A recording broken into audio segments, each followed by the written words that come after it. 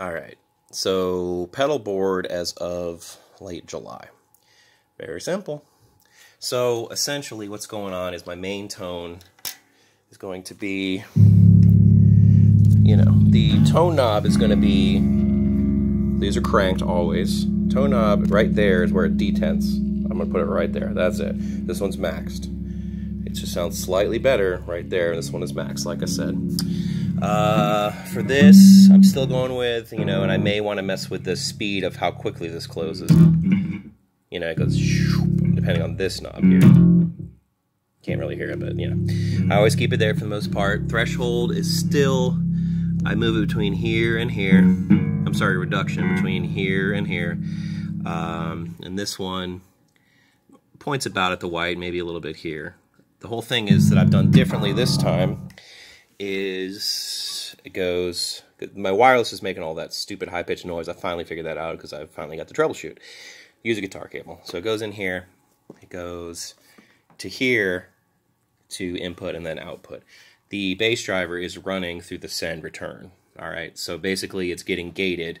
Now, I feel like the gate works better. It could be working oppositely, but the gate works better because the settings are basically used for the clean tone without this guy. Now running through here, it gets a different type of noise gate. I think it gets more of a gate.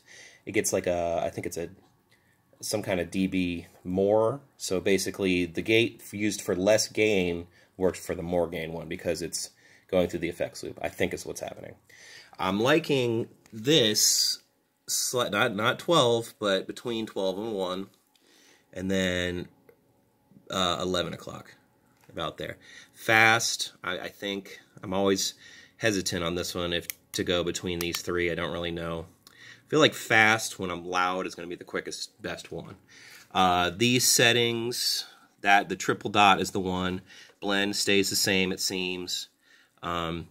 I experimented with the less blend and higher distortion so that the original tone, the low end, comes through, and then kind of cutting the bass here, because I watched that video that said, if you want to add distortion, do it to the high end and not the low end. So that would make sense that you lower the blend, higher the drive, lower the bass, higher the treble, but make sure, again, the blend is lower, and it should sound that clanky tone that I like so much.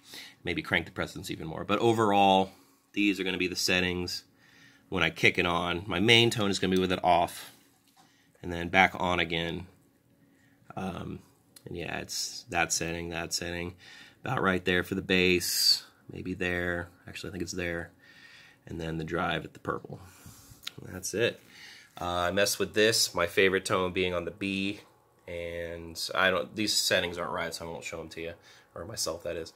The rock tone with deep and the bass. The main thing that I noticed is I put the bass at about 1 o'clock and had the deep on. With these settings, it seemed to be perfect. So this is a pretty damn good tone, I gotta say. That's it.